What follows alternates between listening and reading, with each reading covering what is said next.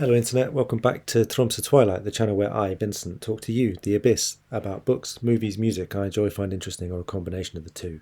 I recently watched I Saw the TV Glow, the 2024 film by Jane Schoenbrun.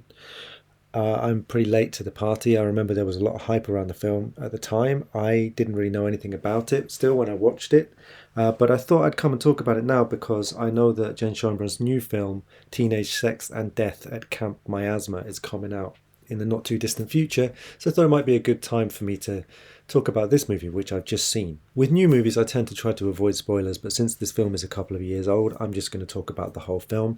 If you haven't seen it and you're concerned about spoilers, maybe come back to this video another time once you have seen the film. My overall viewpoint on the film, just up top, is that it ruined my day, made me massively depressed, and was genuinely brilliant. The film stars Justin Smith as Owen and Jake Haven as Maddie. Jake Haven is a trans actor who now uses he/him pronouns, but at the time the film was made, I think was non-binary, and playing a character, Maddie, who is a girl. So already you could say there are maybe themes about gender just in the casting alone. Owen, a young boy and then a teenager, seems to be maybe a little unlike other kids, very isolated, very quiet, a little withdrawn. And he's really interested in a TV show called The Pink Opaque that he's not allowed to watch. He meets Maddie at school, he sees her reading a book about it, he's kind of fascinated, and they strike up a relationship that revolves around this TV show. I remember when I was in sixth form, there was a girl that I knew, Kirsty, and she and I used to talk once a week on Mondays, and we would always talk about Buffy the Vampire Slayer. That was the only thing we talked about. And Friday, when Buffy used to be shown on Sky, I would always just block off that time, like I wouldn't see anybody, I wouldn't do anything because I was going to watch Buffy. And the Pink Opaque TV show in this film is clearly sort of modelled on Buffy, but a surreal version of it and a slightly more scary version of it. It's more colourful, it's more psychedelic, but the guy who made the show even is called Josh Pemberton, where Buffy was made by Josh Whedon. It has Monster of the Week. There are also aesthetic things about it that kind of look like establishing shots from Buffy. Then I read after I saw the film that Jane Schoenbrun was a huge Buffy fan. They used to write on forums and such like, and when they eventually came out as trans a few years back, they talked about how Buffy had been something that they kind of channeled their gender dysphoria and their confusion about their identity into. So this movie has this autobiographical aspect that resonates with me and probably a lot of other people who found television shows or media that spoke to them in their own isolation, whatever it may have been, whether it was around gender, sexuality, or just their own experiences in their family or their town. In the world of I Saw the TV Glow, the TV show takes on symbolic and metaphorical dimensions. The two characters in the film in some way represent or overlap with the two girls in the show who are called Isabel and Tara. Tara, again, clearly being a reference to Buffy the Vampire Slayer, and the actress who played Tara in Buffy shows up later in this film. So Maddie asks Owen to run away with her, and Owen is too scared to do it, doesn't want to leave his family, doesn't want to step outside of his life. She disappears and ultimately returns some years later to kind of help Owen, to claim Owen. And she has been in the TV show in the interim. Now, when Maddie comes back, she's looking a little more androgynous. She keeps saying that Maddie is no longer her name. There's a question around, like, is this because Maddie is her dead name?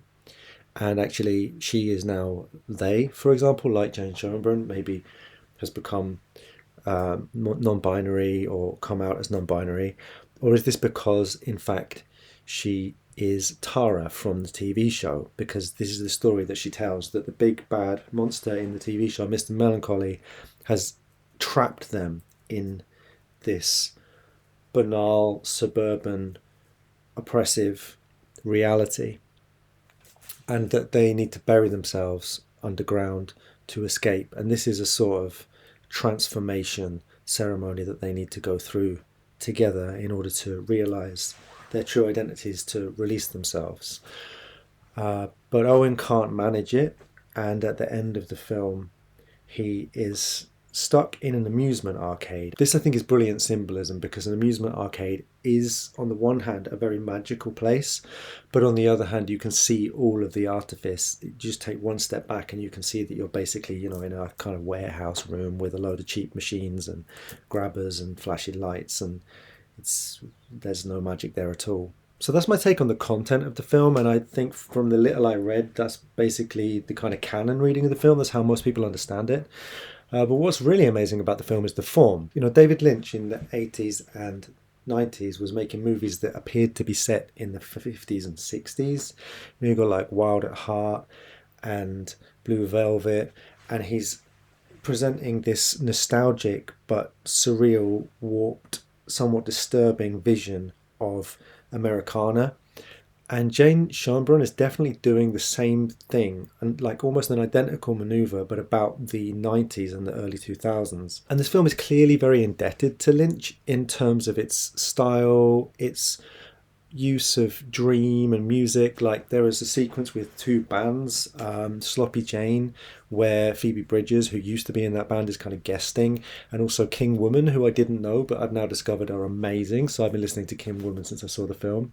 But that sequence is, it's both like the scenes you used to see in Buffy when they were at the nightclub, but it also sort of overlaps with the third season of Twin Peaks with the bands playing at the Roadhouse. And though it's more linear than a lot of David Lynch's later films in its storytelling, there are some extremely surreal sequences that seem very close to the spirit of what he was doing. And the ending is very similar to the ending of the second season of Twin Peaks and the third season of Twin Peaks.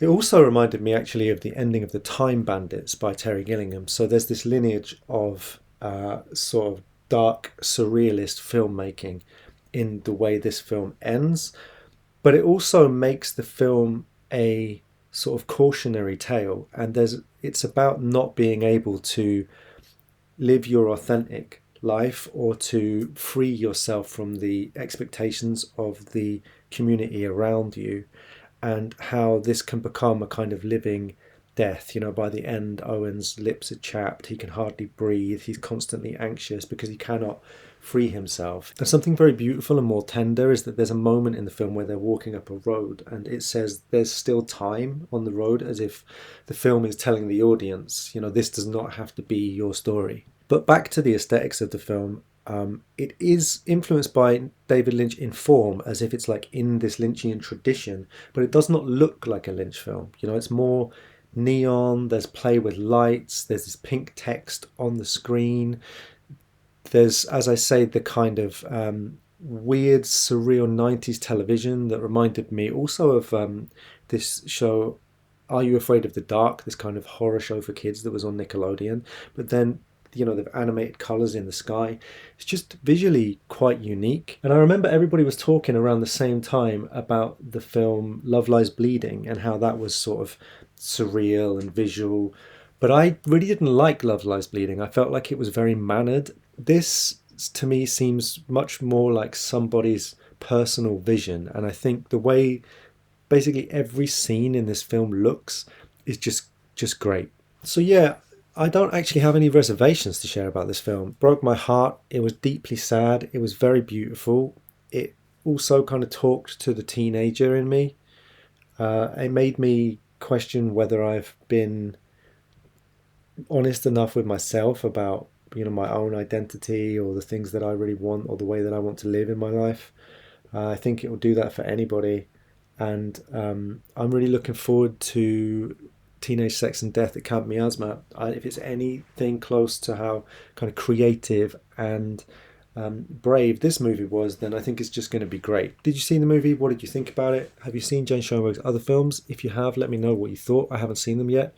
I'd love to hear from you in the comments as always, and I'll be back soon to continue talking to you about movies, books, and music that I enjoy or find interesting. See you again. Lots of love. Bye bye.